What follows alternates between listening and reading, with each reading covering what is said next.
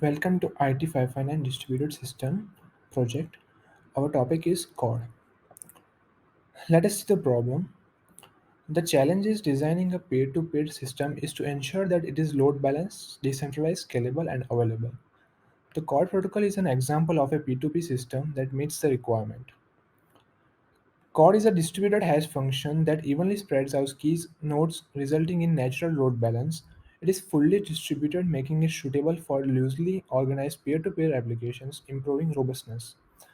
The cost of a chord lookup scales logarithmic with the number of nodes, making even a larger system feasible without parameter tuning. Chord automatically adjusts internal tables for node join and failure, ensuring the responsible node for a key can always be found even during the continuous changes in the system. Let us see the fundamentals of the chord. Consistent hash function is a method used in distributed computing to evenly distribute data among a cluster of nodes. This function assigns each node and key a m-bit identifier using SHA-1 as a base hash function. Using consistent hash function, data is mapped to the node with the closest identifier value in a clockwise direction on a hash ring. This ensures that the data distribution is balanced and the load on each node is evenly distributed. The consistent hash function assigns each node and key an m-bit identifier using a base hash function such as SHA-1. A node identifier is chosen by hashing the node's IP address, while a key identifier is produced by hashing the key. Let us say we have a distributed system consisting of three nodes identified by their IP address node A, B, and C. We want to use a consistent hash function to distribute data evenly across these nodes. We choose SHA-1 as our base hash function and allocate 32-bit identifiers to each node and key. To assign an identifier to each node, we hash the IP address of the node using SHA-1. For example, the identifier for node A is calculated as shown in the slide. Similarly, we can calculate the identifier for node B and node C. To assign an identifier to each key, we hash the key using SHA-1. For example, if we have a key hello, we can calculate the identifier. Now we can create a hash ring with the node identifier arranged in a clockwise direction. When a data item needs to be stored, its key is hashed to create a 32-bit identifier. This identifier is then mapped to the node with the closest identifier value in a clockwise direction on the hash ring. For example, if the identifier for hello falls between the identifiers of node A and node B, then the data item will be stored on node B. Next is distributed hash table. A distributed hash table is a method for storing and accessing data across multiple nodes in a network. Data is accessed a unique way using hash function, which is used to look up the IP address of the node responsible for storing the data. Client can then use remote procedure calls to store or retrieve the data by sending commands and the key to responsible node. This provides a scalable and fault-tolerant way to store and access data in large-scale distributed system. Now let us see what is Chord. Chord is a distributed hash table protocol for P2P file sharing networks. It allows nodes to find and retrieve data without needing a centralized server. Nodes are arranged in an identified circle, with each node having a successor and a predecessor in a clockwise and counterclockwise direction. Here the figure shows an identifier circle with m equal to 3. The circle has three nodes 0, 2, and 5. The successor of identifier 2 is node 2, so key 2 would be located at the node 2, obviously. Similarly, key 3 will be located at the 5 and the key 7 at node 0.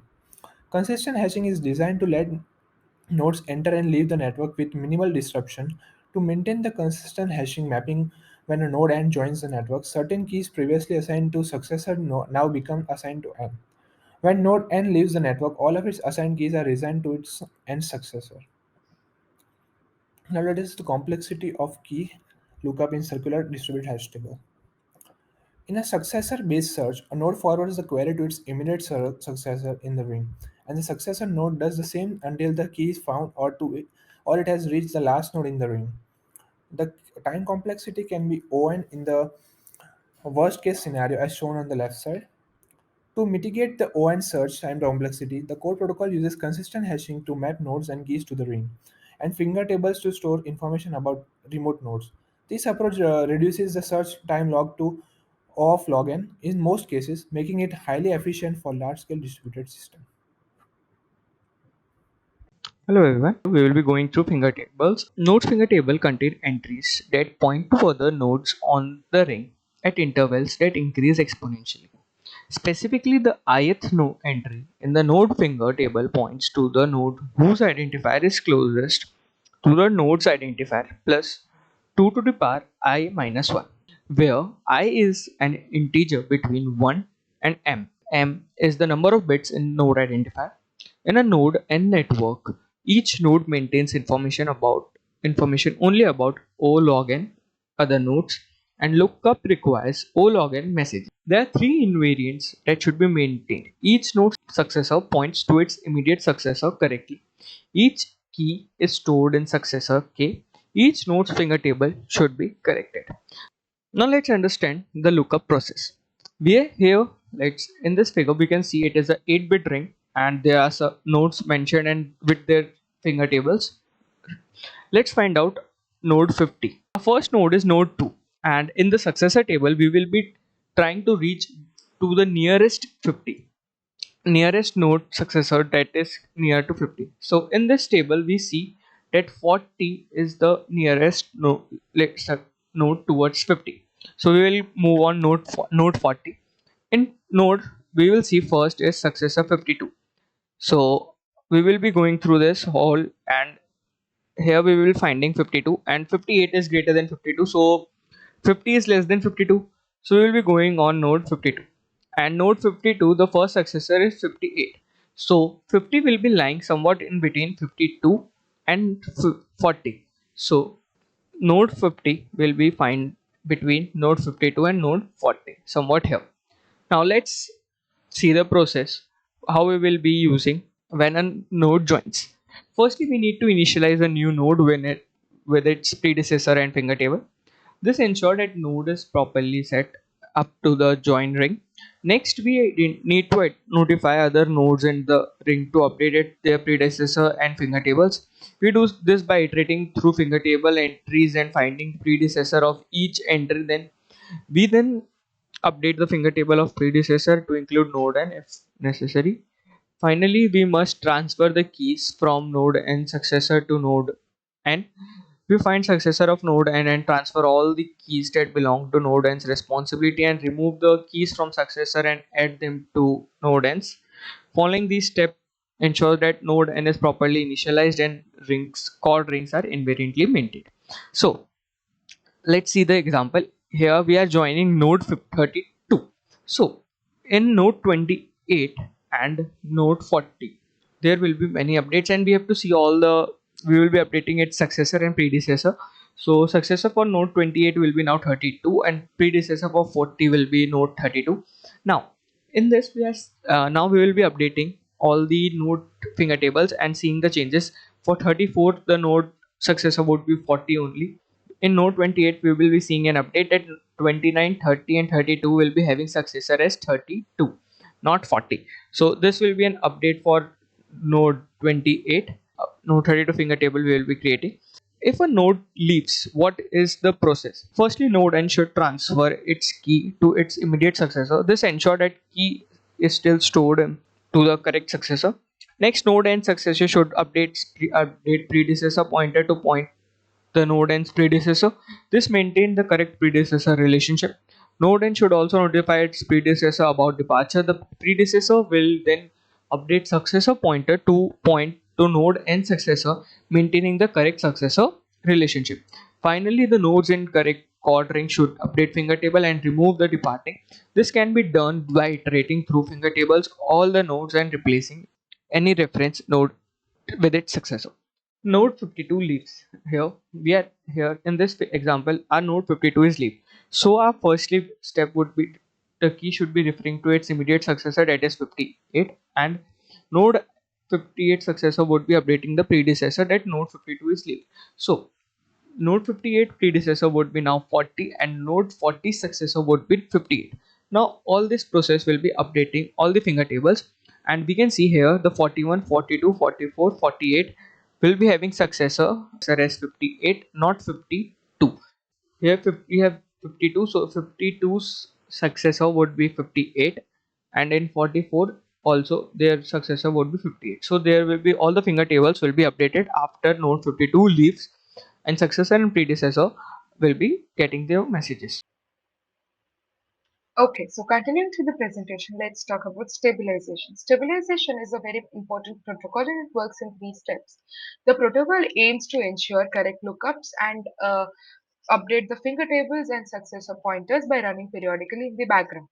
The stabilization protocol works in three steps: stabilize, notify, and fix finger functions. Stabilize function is basically mechanism that works for finding successors and predecessors of the successors.